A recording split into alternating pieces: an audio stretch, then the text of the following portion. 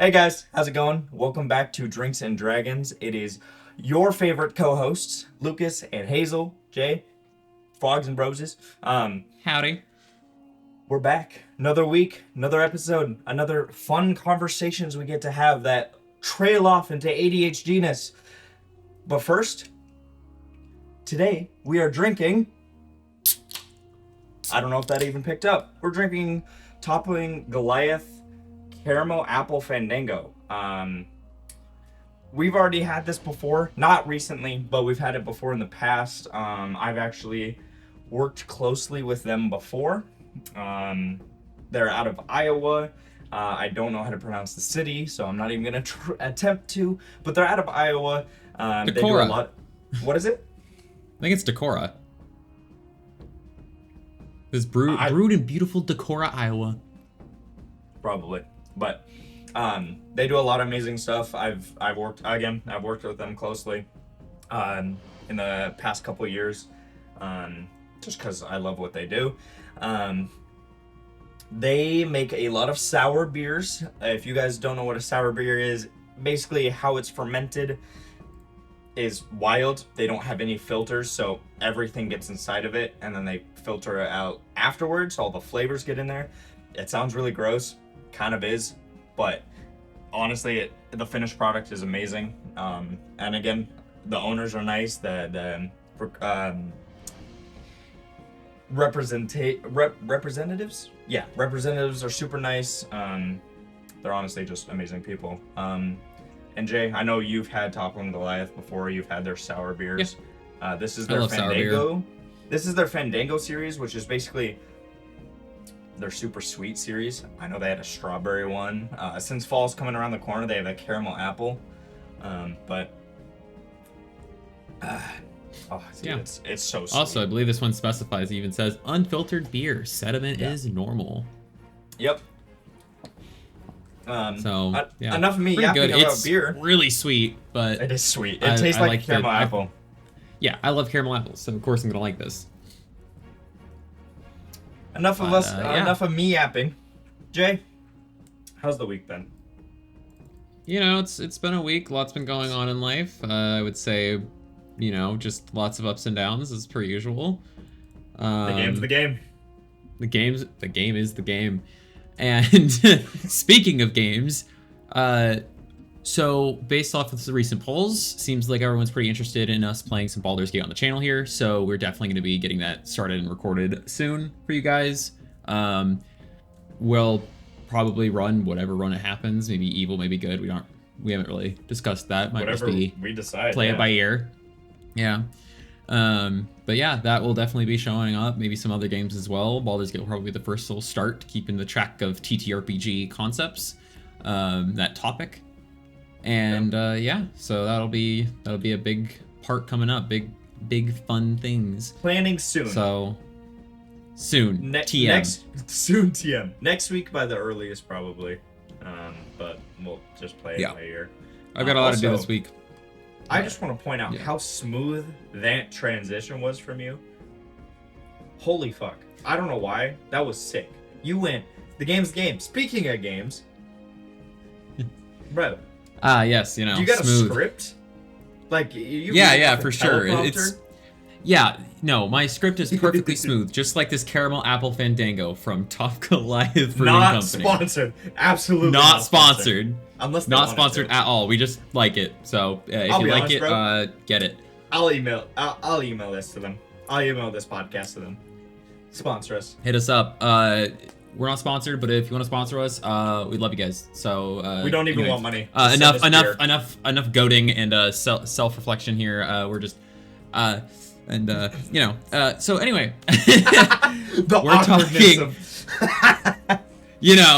Here. So we've got a couple other things to talk about, mostly like the D&D campaigns we've been talking about coming up, characters we're gonna do. So with the Unrelenting Fog campaign from one of our mutual friends we talked about last week. Ron. So we love you, Ron. So we've got the character concepts in. We're building the character sheets and everything. We're all starting level 1. We made them. So we made them, here. and Lucas. Yeah, they're here. Big news here. This just in. Do you want So me we to made talk about tandem mine, characters. and then you talk about yours? Yeah. So do that? the initial thing is we did make tandem characters, and Lucas's is this was mainly Lucas's idea to do this. I have technically 3 separate characters, 2 with actual stat sheets. But those are of creation by Lucas's character. If you want to talk about. Okay. Let me just go through the backstory of how we made these. Okay. There was one night, or I think it was later last week, like a Friday, Saturday, I think. I became unhinged. Okay. I was in gremlin mode, I'll be honest. And I was like, what if we made tandem characters? But I was an ape. A sentient ape. And I started, I'll be honest, I started walking around like an ape and doing some stupid stuff. And then I was like... Really getting into the character here. We do method acting here. And then I was like, what if you were my, like, assistant? Like, butler. Buttless? We're thinking Winston Overwatch here. Yeah. Okay. So, my character is Dr. Pithecos, Dr. Ickos. Dr. Ickos. And my first name is Pith, so I'm Dr. Pith Ickos. Now, if you crunch those together, Pithecos is Greek for ape. I'm really rocking with a theme here. And I created an assistant. I basically created something to help me in the lab, which is... that would be the model of Monk 3, or for easier saying, Monkey. And it's basically, if you have watched the first Transformers movies, there is a creature known as Frenzy, Transformer known as Frenzy, and take the moment where he has a head and just little legs. That's what the body is, and it could take possession of 2 different bodies, of which have acronyms. And so, to keep with the theme, the 2 bodies, one is Chimp, which is an acronym for Control and Hazard Interception Management Protocol. That is a monk. It's going to be a monk just because it makes a lot of sense. It's a hazard interception, right? Deflect attacks, deflect missile ability from the monk. Pretty fun. And then the other model is the Big Tank, which is known as APE. APE stands for Attack and Protect Enforcer, and that is going to be a fighter. Very strength focused, very hardy. So, yeah, and they're both Warforged. So, of course, we're robots, no duh. I believe Lucas, Dr. Pithecos is a bugbear, or did you choose something else to relate to the gorilla? I think, I honestly, I'm not gonna lie to you. I think I'm gonna do, I thought about bugbear, I really did. I think I'm gonna do a human, this is gonna be boring, I'm sorry. Human variant Goliath. But I'm gonna flavor it as being very hairy. Very, very hairy, so I just basically I'm basically flavoring it as an ape, but I'm just gonna be big. So you're a human variant with what feet? I haven't gone that far. So mainly the human variant is you're just kind of like a really tall human. Basically, with the race of Goliath. Is it race? So you basically be a Goliath. Oh, I am Goliath. I don't know why I said human variant Goliath. Yeah, I'm a Goliath. I was like, hold on. Sorry. Chat. Ban this guy. Oh, I will not be giggly this episode. I will not be giggly this episode. Oh. So anyway, write down in the comments, if you know of what a human variant Goliath is. If you know what chat is. Chat? I'm sorry. The whole last week, guys, we were just messing around, having fun, and after every sentence was, "Chat, is that real? Chat, what about this?" That's it. That was the bit. It was like, mods, can we ban this guy? The game's the game. The game is the game. Leading us into we're continuing to talk about these characters. Again, the concept of them is a bit more developed will be more developed in the future. I am currently, but we're starting level 1, so nothing's going to be super intense. We're not picking subclasses yet. We'll get to that eventually. I'll be working on I'll be using the new 2024 monk kind of stuff, which we'll get to eventually in a later episode. But we do have a couple other, we have another campaign actually going on tomorrow. It's another Tuesday campaign, and yeah, we've got some fun things planned. I believe last episode we talked about the king dying at the end of it, and so we've got that to look forward to tomorrow. There's a lot to think about. I think we're pretty sure the regent killed that king. I'm gonna do it. So we, regardless if he did or not, we'll probably be taking him out in the next session or the following sessions. My character, a lot of people assume she's a pacifist. She will just kill people that threaten the natural order of things. So it's more like a violent druid. So as long as you respect nature and the people in it, you'll be fine. If you don't, sleep with both eyes open. You know, some people can do that. Some If you people can actually sleep not with two to eyes judge, open. but that shit's kind of creepy. Cool if you. I mean, Entire night, I'm leaving the room. So, yeah, but that's nothing really crazy with that campaign yet. Just because we haven't gotten to the next session yet since last episode. But yeah, so we've got a lot going on. I think. I've got a campaign starting up with another friend of ours who's running the campaign tomorrow.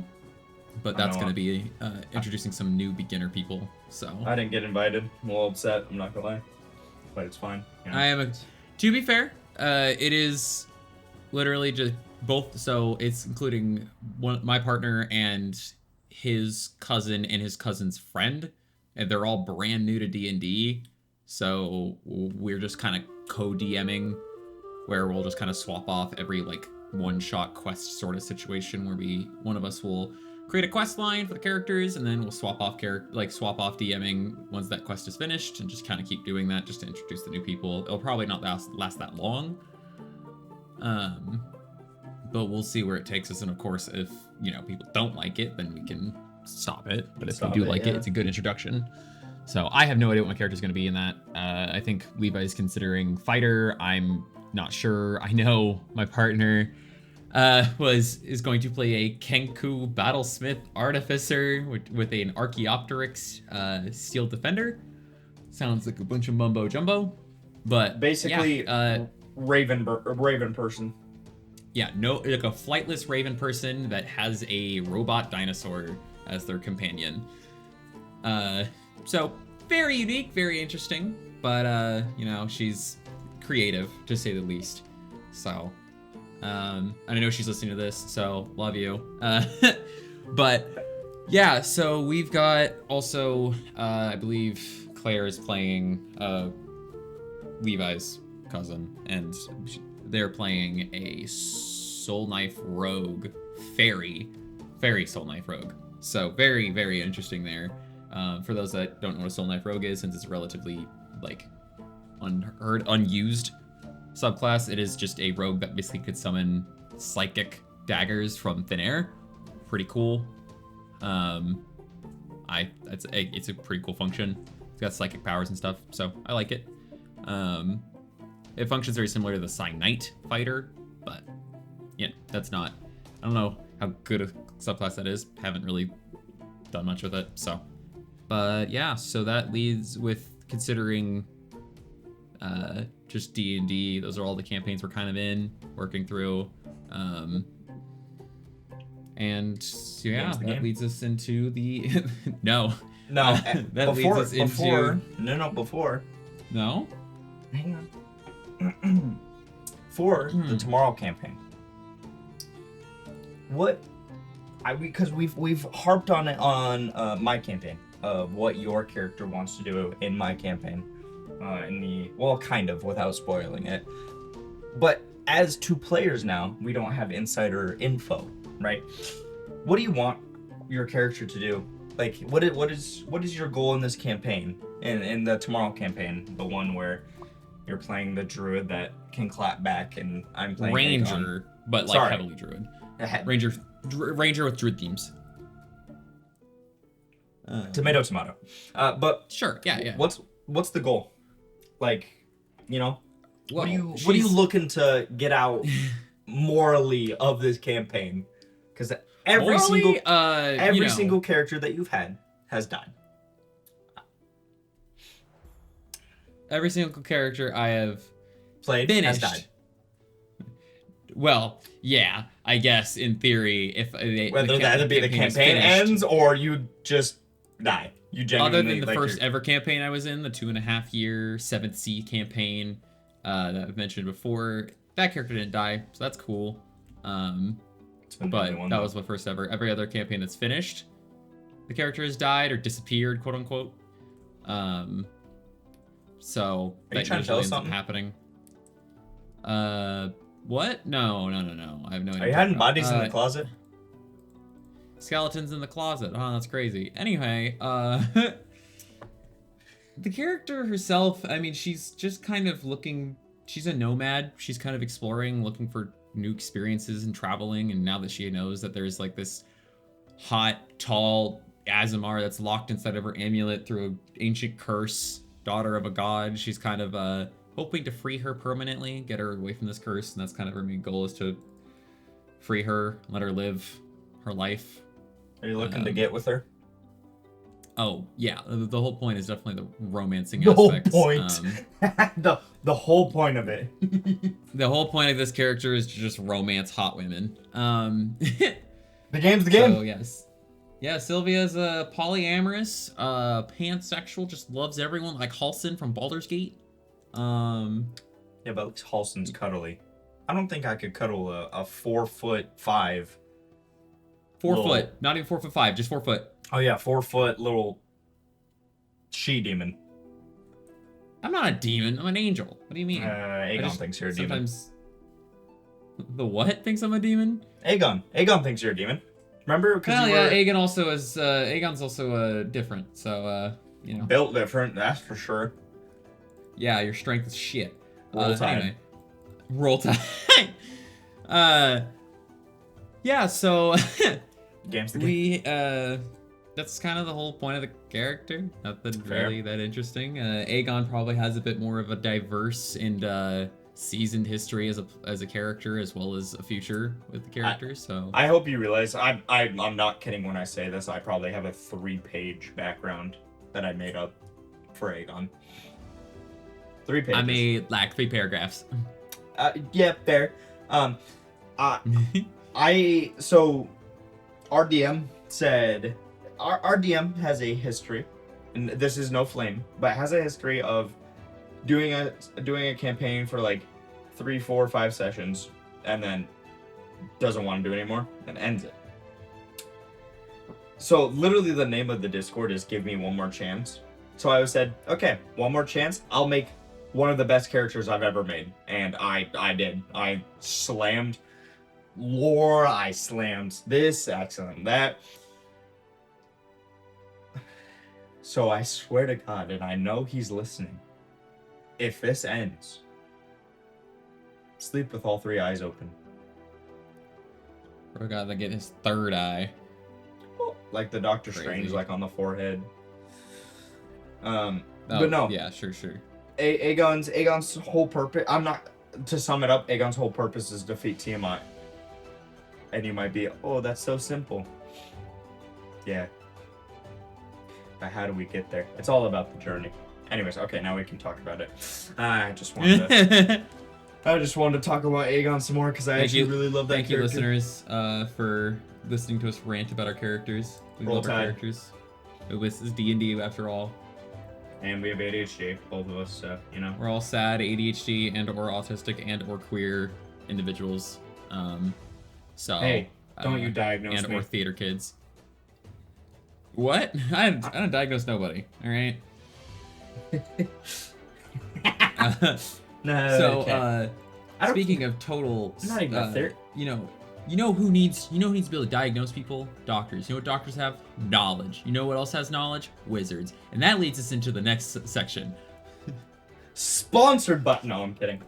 No. So we got 2024 Wizard updates. There's not as nearly as many as the Ranger, that's for sure. But this is my baby. This is my baby, and I will go through. This is another thing I have not looked at. So if there's some bullshit that I don't think should be fucking changed, okay, I will make it known, and I will be upset. Mm-hmm. That's all. That's my 2 cents. Let's get into this. I read through this stuff mostly because I do watch people like XP to Level 3 and other YouTube channels that cover some of this information. Did you only remember him, by the way, because he popped out on the YouTube thing before we started? Is that why you remembered him? No, I do actually watch him. No, I'm not saying you don't. I'm just saying. Oh, yeah, I do remember him, though, specifically because of that. That helps a lot, but also because I know that I got a lot of information and found out about it, the whole 2024 changes through him. So, thank you again for that information. Yeah. We're also stealing ideas. Welcome to YouTube. Anyways, so let's get into it. 2024 Wizard spellcasting. Number of prepared spells is now fixed. I hate that. Wait, I actually really hate that. Hold up. So number of prepared spells is now fixed. Now a fixed number on the wizard table. What do you mean? So number of prepared spells is just gonna be on the wizard table because right now we get what? You get 6 first level wizard spells of your choice. Right. With your spell book. And then preparing spells is specifically you have 4, you can, it's your wizard level plus your intelligence modifier. So it was already in theory fixed, but I guess it was based off your intelligence modifier. So what is the table now? I think I was spoiled because I was on Twitter, and it's like 3-3-3-3, and then level 5, I think it's 4-4-4-4. Something like that. That'd be cantrips. No, it's spells too. I'm fairly certain. There's no way that's a limitation on the spells. We get like 20 plus spells, I think. Maybe 25 spells is how many wizard can prepare with their level plus their intelligence modifier. I'm like 90% sure. Wizard spell table. You know what? Because I am, I guess, stupid. Can't find it. Let's see. Yeah, here we go. Yeah, it is a fixed number. So it is 4, 5, 6, 7, 8, 9, 10, 11, 12, 13. So it goes up by 1 per level, except for level 4 to 5, which goes up by 2. From 8 to 9, which goes up by 2. It stays 16 from 11 and 12.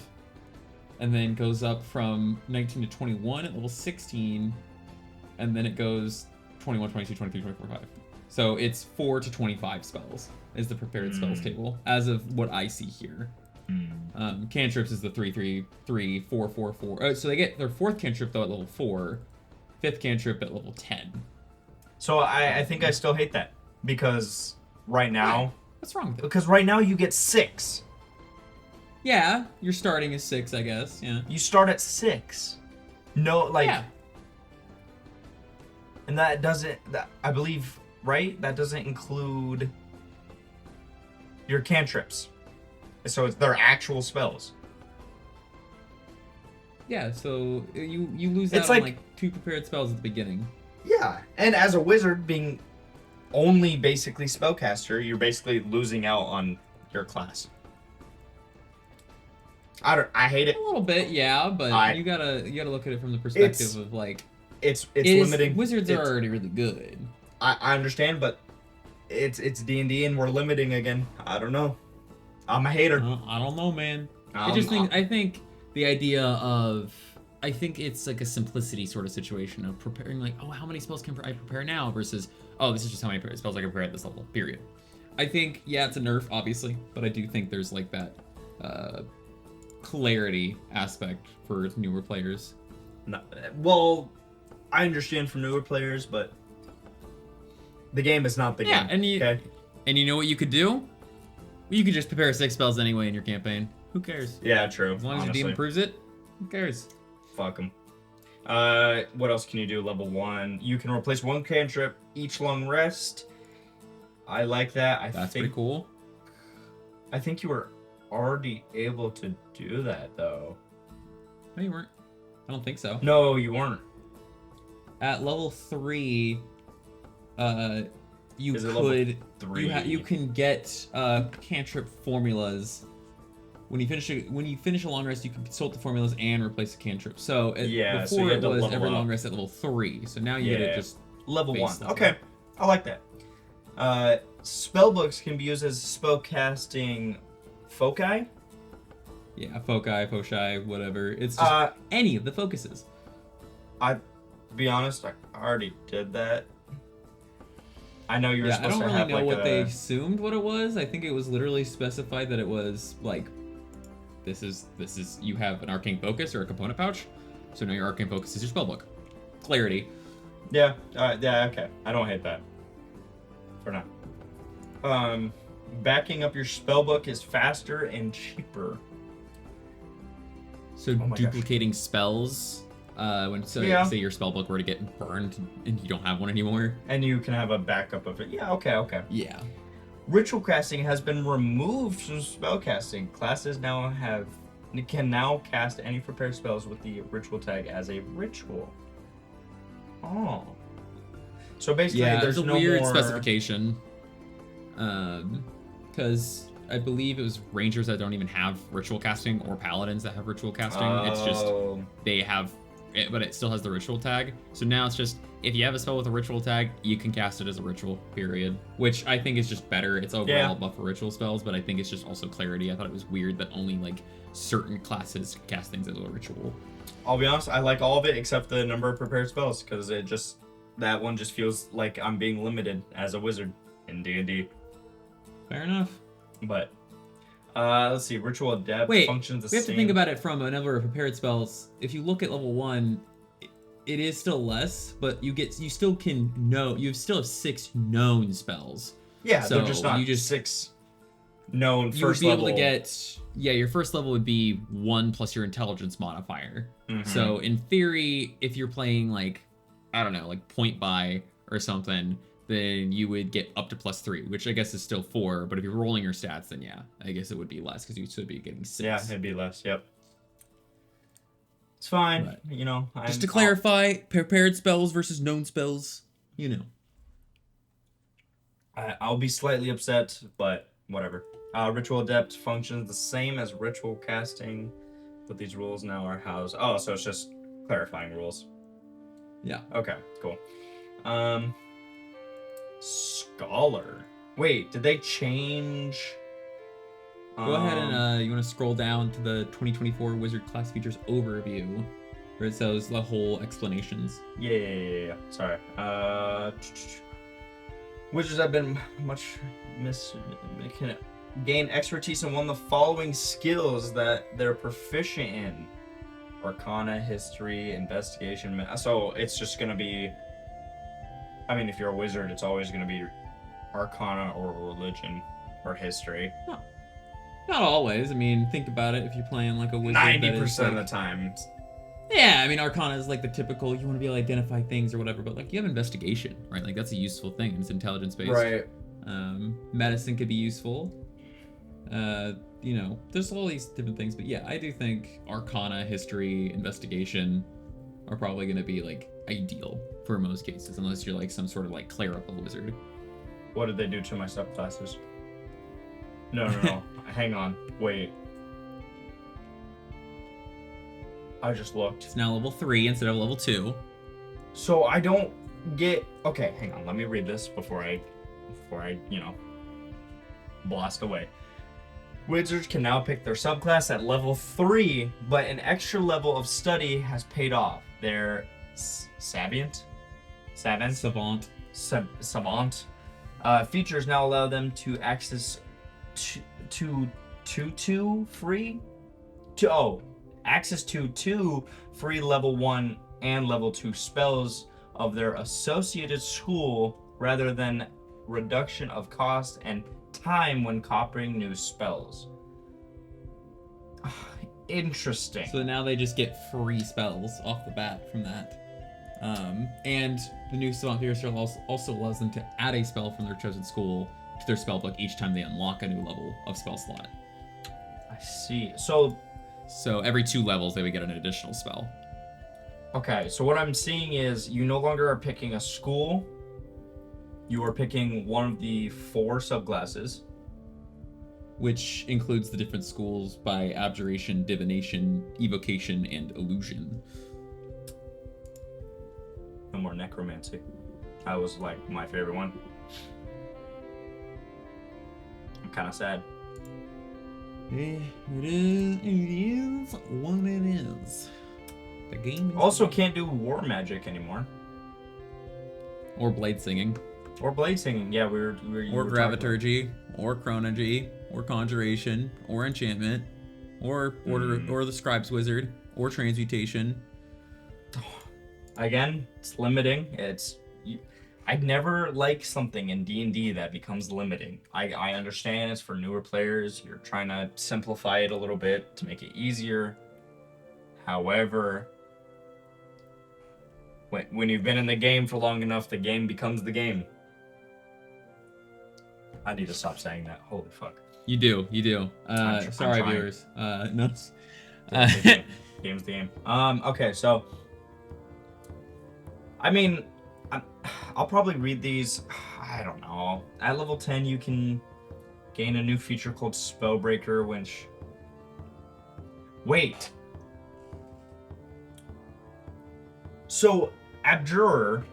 Abjurer? Yeah. Abjurer. At level 10, when you take the subclass, you get Counterspell and Dispel Magic as always prepared spells, and you can cast it as a bonus action. Yeah, Dispel Magic. And no spell slot is consumed. Does that not seem strong? Is that not like... Am I sure? I'm reading, yeah. Wow, no spell slot is consumed. I assume... Oh no! It does specify if it fails, you don't consume the spell slot, so you can always try it. But if you do succeed, you still burn it. Yes, very good. But that is the whole thing of the Abjurer to be a defensive control and the controlling type wizard. So I feel like it just exemplifies what it does. I do feel like being able to cast Counterspell and failing kind of takes away the risk of it, but it does also reward the idea of, well, you don't feel like you just wasted a 3rd level spell slot, or however level spell slot that you used to cancel out the spell. Yeah, but that was the whole point of counterspelling. You're like blocking another. I don't know. I'm gonna feel pretty cool if I'm playing an abjuration wizard and doing this. Well, yeah, you're gonna feel cool, but the other person, or I guess NPC or DM, to be honest, or whatever, is gonna feel like shit. Like you are. It's all risk, no. It's all reward, no risk. If you think about it, though. Hear me out. You're not gonna get me to defend this. Nope. No, but hear me out though. You could be the DM that does it instead. You could play an Abjurer Wizard as a DM, as an enemy. Well, yeah, obviously, but I also would. This is almost like on the same line as Silvery Barbs for me. Free counterspell. You get free counterspell, and counterspell was already super strong. When it works, When it works, you get to counter a spell, and if it doesn't work, then nothing happens. You don't lose a spell slot, you don't. I'm gonna get heated if I keep talking about this. That's fine. Welcome to my mode about Ranger. Fair. Let's see. Diviner. Dinner. So, doesn't seem much changes as the School of Divination, other than some refinements to the third eye. Excuse me if you guys don't know what the third eye is. To be honest, neither do I. So I will find it real quick. Third eye, basically you get, starting 10th level, you can use your action to increase your powers of perception. Basically you get dark vision. You get Hello? I need more sour beer. Gotta clear up the mind there. Ethereal sight. Thank you. Which you can see into the ethereal plane, which is cool, to be honest. Like being able to see in the another plane while you're still, that's always going to be cool. Greater comprehension. You can read any language. Super cool. Again, these are flavor things. See invisibility, which is super strong if you are in combat, but those are more flavor things. So refinements in the third eye, I like. Curious to see what it is. I'd have to do some research on it. Oh, you can use it as a bonus action now. So you can use third eye as a bonus action instead of an action. Wow. Okay. Wait. That's pretty good. I like that. Dark vision feature has increased range to 120 feet, so it was 60 feet beforehand. See invisibility option now allows you to cast the see invisibility spell without using a spell slot. Oh, so you're casting the spell instead of being just be able to see, because I believe see invisibility spell is infinitely better, correct? I mean, you just see invisible creatures if they were visible, and you see into the ethereal plane. Yeah, I know, but and translucent. How far is see invisibility spell? It's just you just see it. So whatever your vision is allowed. Okay, because the third eye now is up to 10 feet. So yeah, this would be better in theory, because you would just wear it however far you can see it. We're 1 for 1, or we're 1 for 2 right now. Okay, Evoker. Okay. The most explosive wizard subclass. Yep. Has seen potent cantrips and sculpt spells swap places. The former now implying half damage.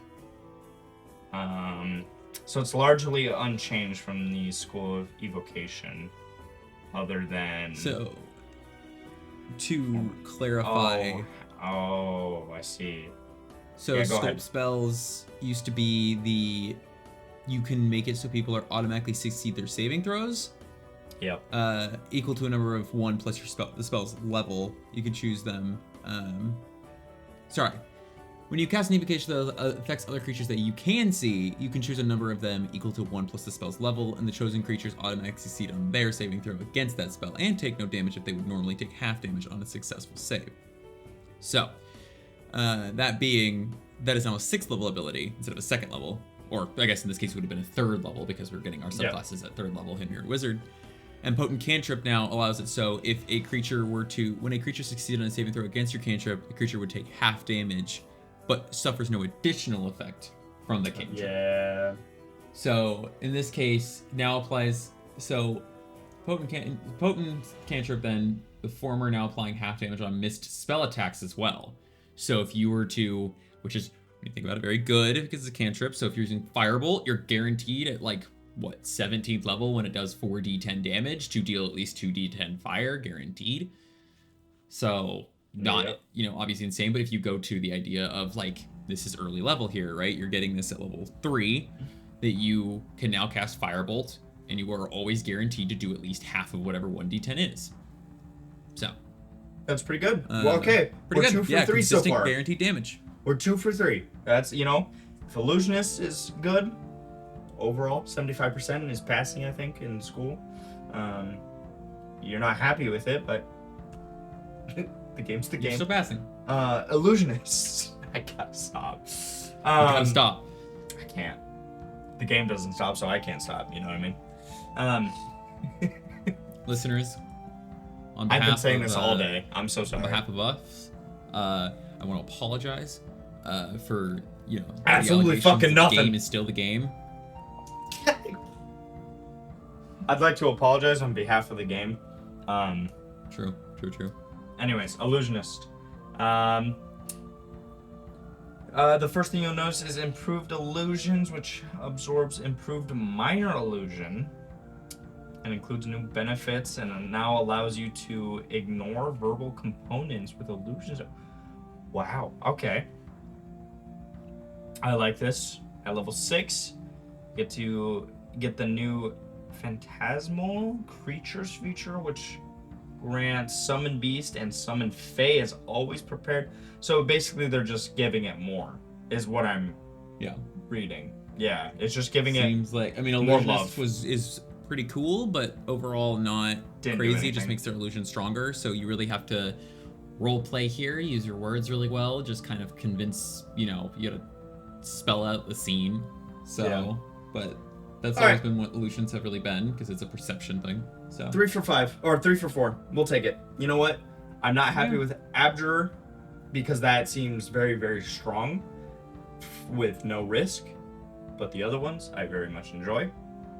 So, you know what? We take it. We take those. Also, for those that are missing their subclasses that they did love with Wizard, you're always free to just say, well, I get the subclass at third level now. You can now just make, say, Blade Singer a third level ability now. Your DM can work with you if you want to use this type of chart, and you can just get your third or just level ignore now. 2024 Wizard and just keep playing. Or outright, if you feel like you could include some of these things from this and then bring it up from 2014 Wizard or otherwise. Just do what you feel personally is good for your campaign. This is just what the book says, but as we have discussed, the book is a guideline, not a be-all, end-all. I just got some really, really terrible news. That's really unfortunate. If you guys didn't know who James Earl Jones is, the voice of Darth Vader, just recently passed away. So now I am a little distraught. So we'll continue. I'm actually really sad now. Holy. Gotta mask it. Gotta mask the pain. We got a game to finish. Memorize spell 5th level. A new 5th level feature. Wizards can now swap out one prepared spell for one of their spell books. Oh, on a short rest. Oh, so I don't have to wait till a long rest to switch out spells. That's crazy. I like this. Yeah, you do get, it's only one, but it's pretty good. But on a short rest. Think of how many times you're taking a short rest. Well, that depends. Obviously, depending on the campaign, of course. Yeah, but a short rest is, again, like, what, 4 hours of rest? Okay, 4 hours of downtime, basically. I can swap out a spell. I like this. Picasso. Let's see. Spell Mastery. Spell Mastery sees a few minor changes. Starting with the limitation that the chosen spells... Oh, no. Why are we limiting? I'm sorry, I read ahead. You must have a casting time of 1 action, and you can now only swap 1 spell at a time rather than both. However, the chosen spells now count as always prepared and can be swapped out to a long rest rather than requiring 8 hours to a dedicated study. Okay, so they made up for it in that being always prepared, but it was cool. Okay.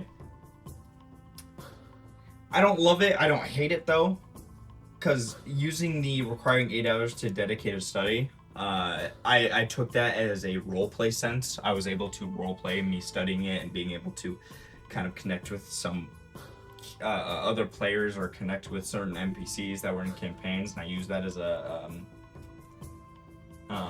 roleplay sense. So that kind of sucks. But I guess a long rest, which is basically 8 hours of dedicated study, it's the same thing.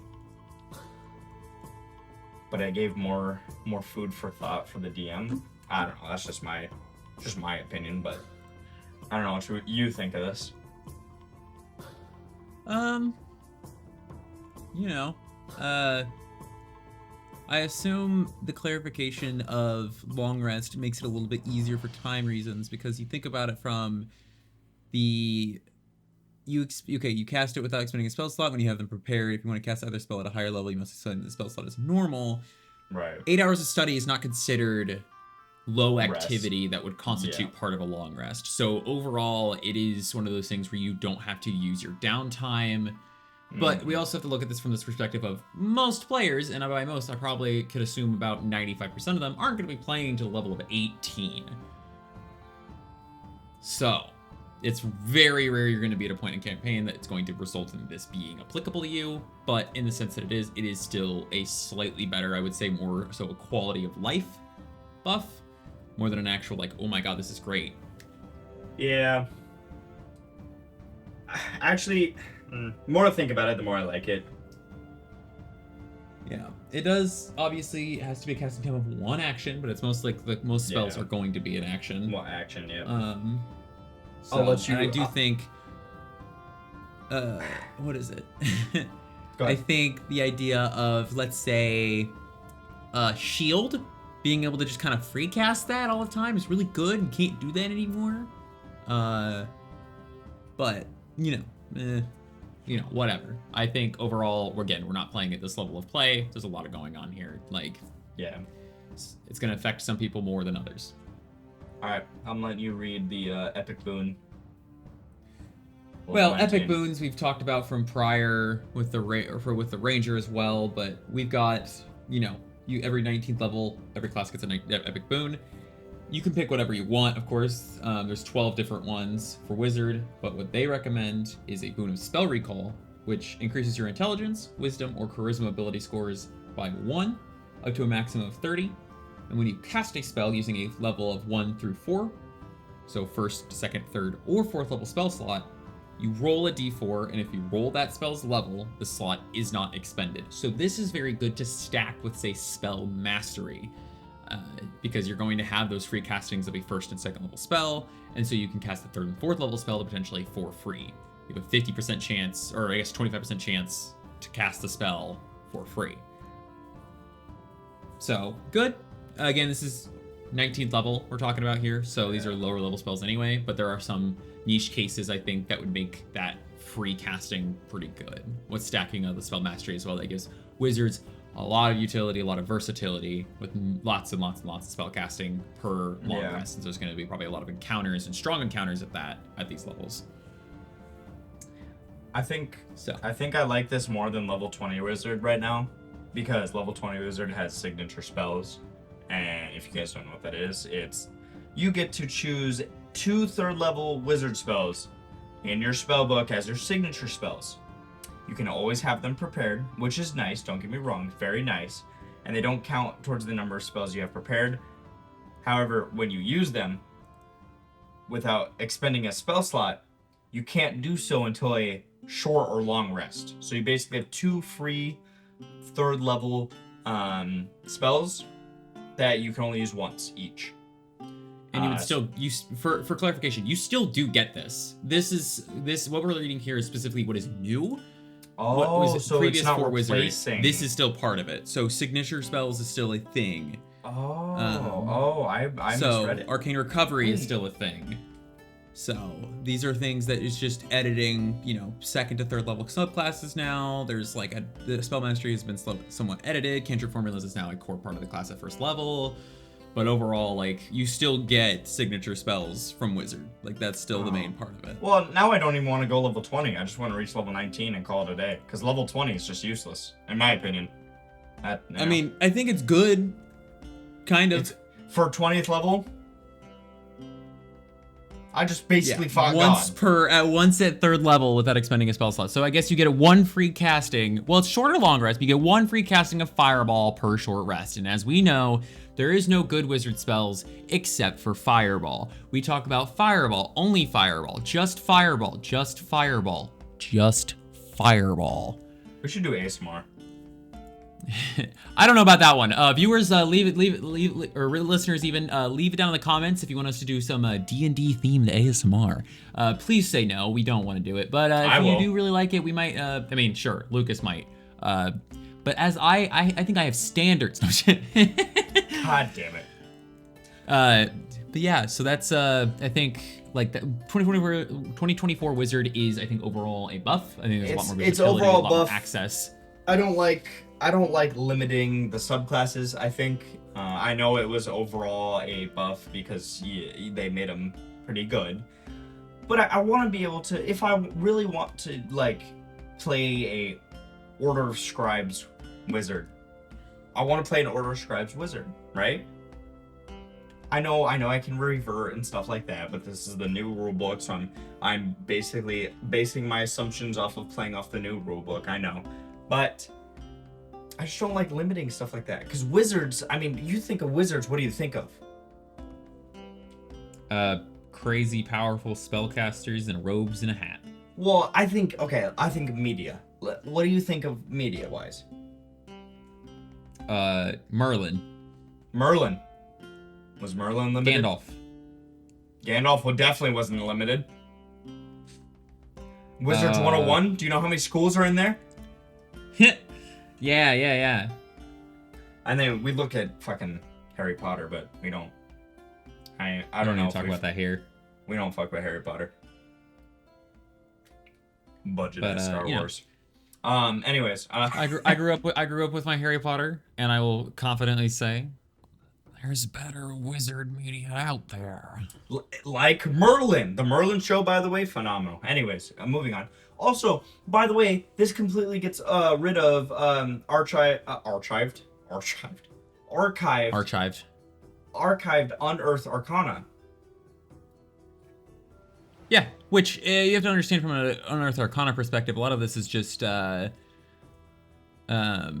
test material. That stuff doesn't always reach the main testing.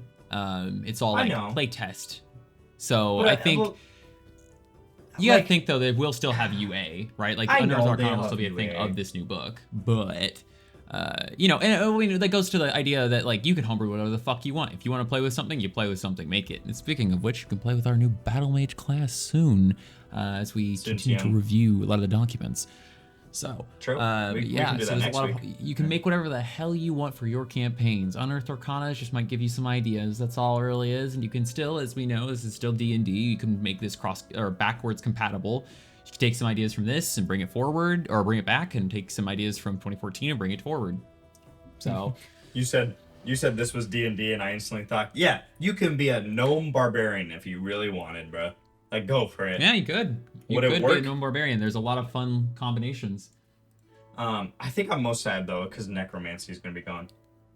Not gone, I know, but based off us playing off the new rules or whatever, it's gone. And necromancy was my favorite, and conjuration was my other favorite. I think I always don't said think conjuration is very good, but maybe it was. Because the reason I think they got rid of a lot of the ones and kept the main concepts is because it is often, not to say that it is convoluted or not synonymous, but a lot of time conjuration never really amounted to much. Yeah. So, I mean, like, you could teleport and whatnot. It was transmutation. That's what it was. Cool. Transmutation, I think, was one of the worst ones. It was my favorite. Functionally. It was my favorite. It's cool.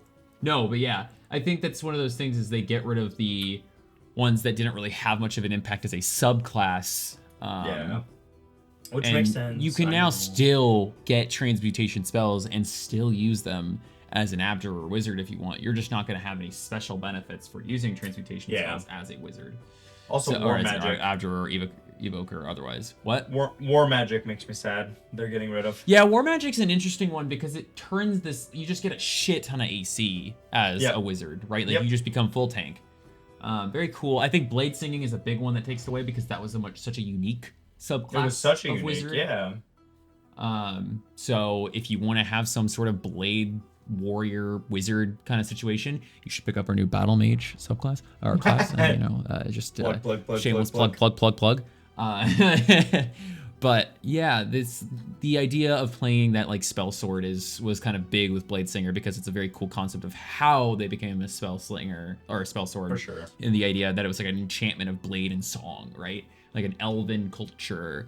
So yeah, that's a cool concept. But I think a big thing is that you can flavor anything however you want, right? Like D&D is the food. You bring the seasonings. And we're both chefs. Yes, chef. Yes, chef. Thank you, chef. No problem, chef. Yeah. Also, cheers, that chef. And I've kind of noticed something, by the way. All of my favorite subclasses come from Tasha's Cauldron of Everything.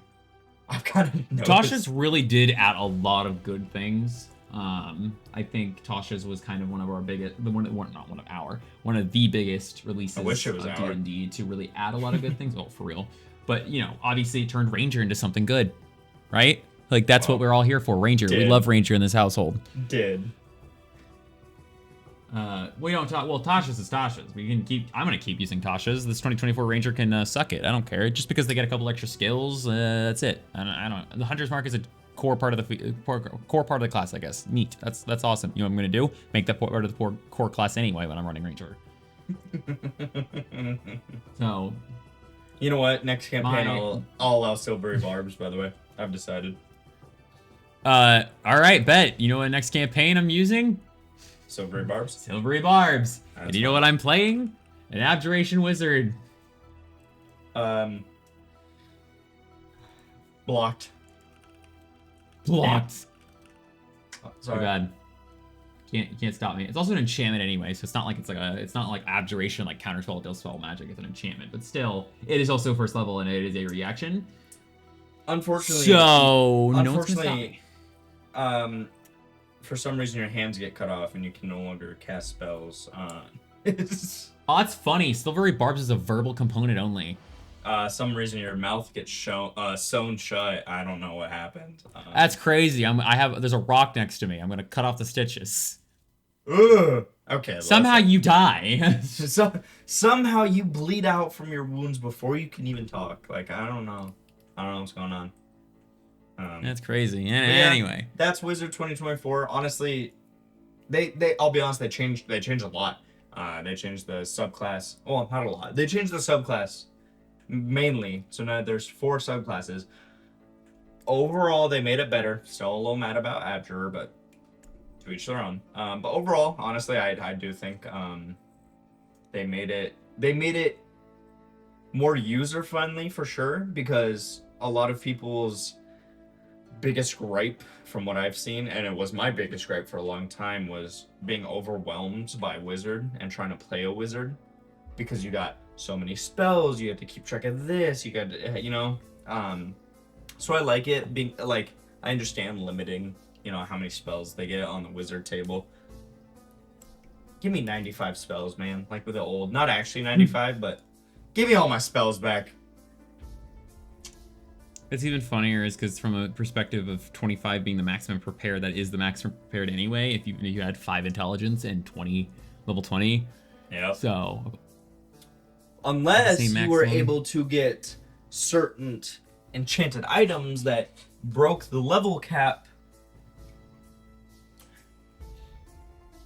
Just saying. You know, I mean, also there's a bunch of enchantments that can increase your intelligence modifier well beyond 20. Or not modifier by 20, score by 20. My God, 20 plus 20 intelligence would be insane. Yeah, you want your DC to be fucking what? That's 34. Yeah, that's fair. All right, go ahead and pass me a 34 DC. A what? What is this, Pathfinder? No, this is D&D. Good luck. And nat 20. It sucks. Nat 20 don't automatically succeed. You still haven't played Pathfinder, so you said? No, I still don't like Pathfinder.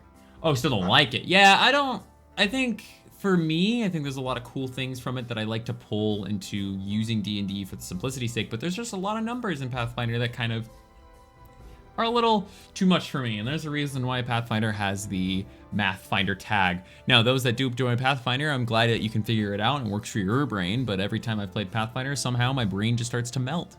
And, you know, that's because, you know, I'm a silly little baby that laughs at the phrase pee pee poo poo watermelon. What the fuck? The game is the game, I guess. No! No, if you do play Pathfinder, I mean, more power to you. Go touch grass, to be honest. Us too, though. We definitely should touch grass. We're probably going to touch grass, actually, after we finish this, so. Yeah. Speaking of which, how's the drink going? You know, it's very sweet. Definitely should try to chug it, finish. So I'm gonna do that, but I'm not chugging it. I'm gonna keep talking while I slow sip this because I cannot chug. It's literally like drinking caramel. Yeah, it's very sweet. Very, very sweet. Very sweet, little tartness. It's good, but again, it's like if you made a green apple a liquid, like actual green apple, not flavoring, actual green apple. You made it into a liquid, and then put caramel as a liquid, and then just mixed. That's what this tastes like. But yeah, I mean, I want to talk more about Unrelenting Fog. I really do. The more I think about it, the more I'm like, you know, Pithecos, or Pithecos, Dr. Pith. Chimp, ape, and monkey. Chimp, ape, and monkey. Because it really, we were gonna do separate characters, just, you know, would that be that? And I went, do you want to do a tandem character? Just randomly, one day, walking in our living room. Yeah, and you went, sure, why not? So we did one tandem character that was serious, Kira Nakaria, and this one that is very, very unserious. I mean, still serious, but design-wise is not serious at all. I'm literally a ape.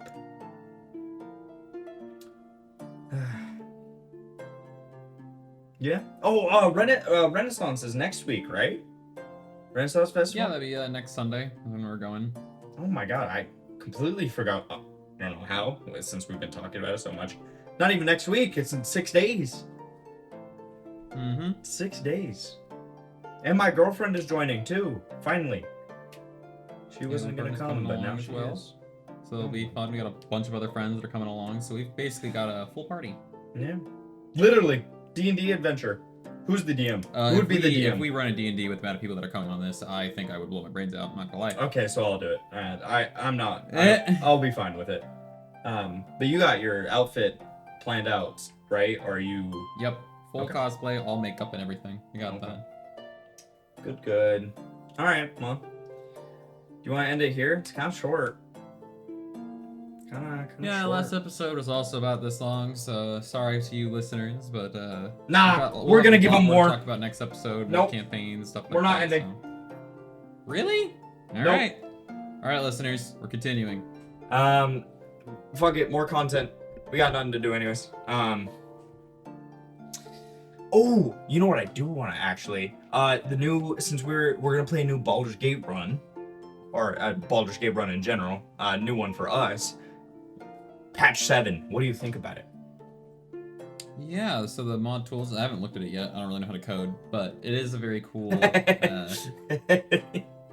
yeah, it's a really cool addition. I mean, we were all waiting for it. Got a lot of issues initially coming up on it because, well, it's really complicated. But, you know, mod IO seems to be pretty rewarding for those people. Third-party mods are still accessible for those that are wondering. It's not like it's going to be... You can't just... It's not like Skyrim Anniversary Edition. Yeah, it's like actually a good update. But Fuck you, Todd. Yeah, there is a lot of help for those that want to be able to mod within the game. It has a lot more accessibility, a lot less complication to having mods in the game. So, I'm just excited because they initially were like, we're not gonna add mod API or something like that. They weren't gonna do it, and then they were like, yeah, actually, let's do it. Right? I'm not tripping on that. I swear I read something like that. I'm honestly not sure. But I'm just happy, to be honest, because using third-party systems for modding is always difficult. It's always annoying. It's a hassle. Like, for instance, we used to mod Lethal Company. I mean, we still do mod Lethal Company. We just haven't played in a while. But we have to use Overwolf to get the mods and mod into Lethal Company. It's such a pain. I just want to go into the game and mod it, right?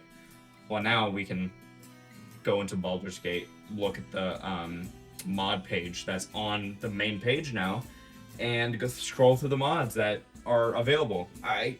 Like Jay said, also, you can use third-party mods still if there's one that you made or friend made or someone made, but I don't know.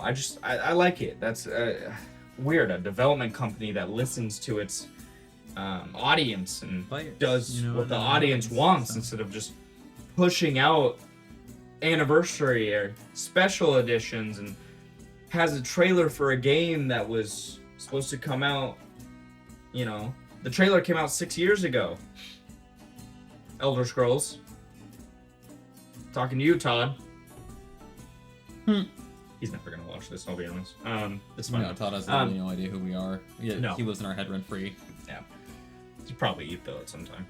He's kind of skinny. Fuck, that was mean. But patch 7, they also added Dark Urge endings, new ones. I don't know if you played a Dark Urge run at all, or attempted one or anything, but I've attempted one. I didn't finish it because I procrastinated, and just like every Baldur's Gate run, you know, it dies in the first act. And but yeah, they added new endings to it, and I think, you know, for a game that already had, what was it, 7,000 endings, and they're adding more endings for a certain run. I don't know. I just, developers that actually care, makes me happy. Continue to add a lot, and no other company can really match the energy they bring. So, yeah, you know, especially I shouldn't say anymore. I'm gonna get us in trouble. It's just, but yeah. All right. Is there anything else you want to talk about? No, I think that covers just about anything. There's nothing special to talk about here. I thought, honestly, that. I thought Wizard was going to be a lot more drastic. That's why I kind of prepped myself. I was already kind of prepared for it to not be much. Ranger was Damn it. kind of the biggest overhaul, other than like Monk, which we will also get to eventually. We'll get there when we get there. The game's the game. So, yeah, there's no. Why can't the game I'm be sorry, the game? Listeners. You said it earlier. We should have drank Fireball for this. Yeah, talking about Wizard would have been great to have Fireball, but as we all know, Fireball is Terrible. not great. So, but we are not nothing but committing to the bit. We are the bit. All right. For sure. Thank you guys for listening, as always. Thank you. We'll see you guys next week. Per usual. Leave like, comment, sub, all the cool stuff. If there's anything you want us to talk about, leave in the comments. Rico, you're still a bitch. Thanks for listening.